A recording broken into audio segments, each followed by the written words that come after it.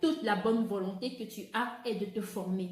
Vraiment, il est impossible de s'aventurer dans ce business ou même dans n'importe quel autre business sans avoir la maîtrise de ce qu'on fait.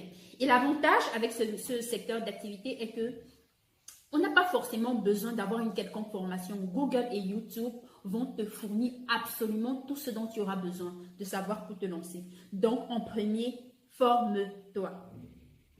Après s'être formé, il fallait que l'on passe à l'étape suivante. Et cette étape était l'approvisionnement en équipement et outils de travail.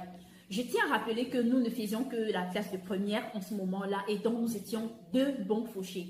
Ce qu'on a fait, c'est qu'on s'est cotisé la somme de 12 000 francs et on a acheté les 4 produits de base, un hydratant, un nettoyant, un polissoir et un cirage.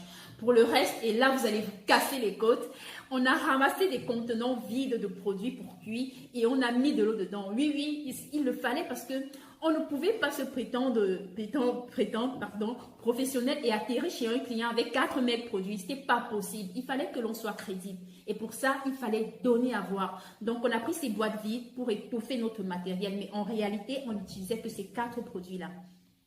Ensuite, nous avions acheté 2 mallettes et 2 blouses blanches à 4 000 francs en friperie. Dessus, on a fait extampier Gale Cure et Entretien. C'était le nom de notre petite entreprise. C'est dommage parce que j'aurais bien voulu vous les montrer, mais avec le temps, on s'en était débarrassé. Ensuite, on a également pris des petits accessoires comme des gants, des torchons, des brosses souples, des cache-nez contre les produits toxiques. Frère, c'est pas la blague, mais tu nous aurais vu, tu aurais cru une multinationale et là-dessus, on ne s'amusait pas. Notre valeur perçue était à la hauteur de nos additions. Donc, toi aussi, si tu souhaites te lancer, tu peux t'en inspirer, faire pareil ou alors faire même mieux. Donc, à toi de voir, tu peux apporter ta touche à toi, pourquoi pas, l'élément qui va te différencier des autres. Donc, voilà, cette étape était toute faite pour nous.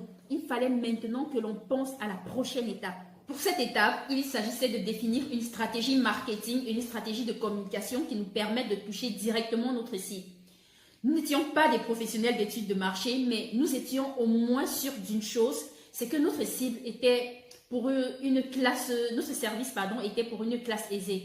Et donc, qu'est-ce qu'il fallait faire? Il fallait simplement aller la trouver. Ce qu'on a fait, nous nous sommes rendus à une imprimante et là, nous ne sommes pas passés par 4 chemins. Nous avions dit à l'imprimeur qu'on avait 10 000